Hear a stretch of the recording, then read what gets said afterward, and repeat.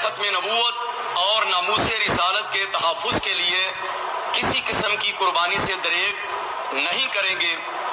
قادیانیوں کی بڑھتی ہوئی سازشیں اور خفیہ سرگرمیاں تشویشناک ہیں۔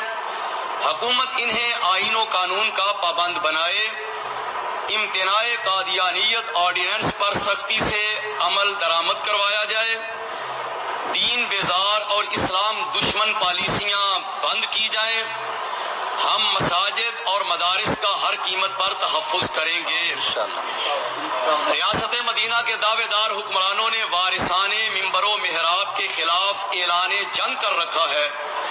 ناجائز گرفتاریاں اور مقدمے پرامن اور محب وطن اہل سنت کے نوجوانوں کو خدا نخواستہ کسی غلط ٹریک پر لے جا سکتے ہیں، لہذا حکومت ہوش کے ناخن لے، امیر تحریک لبیک پاکستان سمیت تمام گرفتار شدگان کو فوری طور پر رہا کرے، تحریک کے ساتھ کیے گئے معاہدوں کی پاسداری کرے اور سواد اعظم اہل سنت و جماعت کو دیوار کے ساتھ لگانے کی پالیسی ترک کرے۔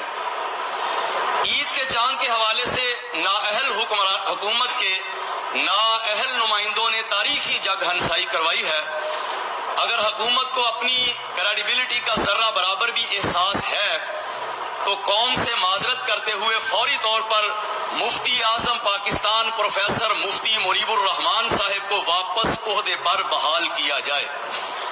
شرکائے اجلاس نے مزید کہا کہ قبلہ اول کے تحفظ اور آزادی کی جد و جہد ہر مسلمان پر فرض ہے۔ ہم سب کو اپنے فلسطینی مسلمان بھائیوں کی دل کھول کر مدد کرنی چاہیے۔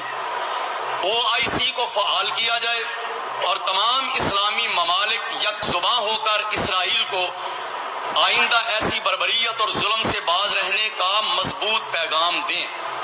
بیت المقدس کی حفاظت پر مسلم ممالک کی مشترکہ فورس کا تعین کیا جائے، فلسطینیوں کا ان کی سرزمین پر حق تسلیم کیا جائے اور اسرائیل کا پھیلتا ہوا ناجائز ہجوم اور بڑھتے ہوئے ناپاک قدم روکے